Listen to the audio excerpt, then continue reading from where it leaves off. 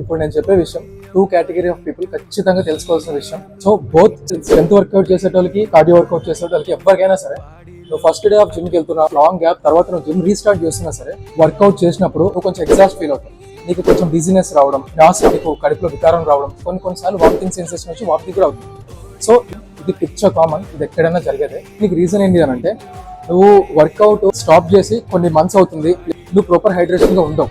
Dehydration ఒక problem అవుతుంది. ఇంకొకటి మన ఫుడ్ హ్యాబిట్స్, అంటే మనం జిమ్ రాకముందు మన ఫుడ్ హ్యాబిట్స్ చాలా డిఫరెంట్ ఉంటాయి. ఎప్పుడైతే మనం మళ్ళీ జిమ్ రీస్టార్ట్ చేస్తామో ఎంటీ స్టమక్ తో చేయొద్దు, హెవీ మీల్ తీసుకొని కూడా చేయొద్దు.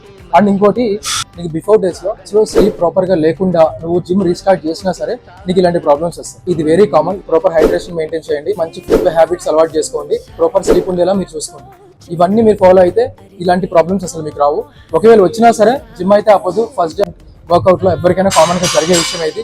So hope it is useful. Please do follow.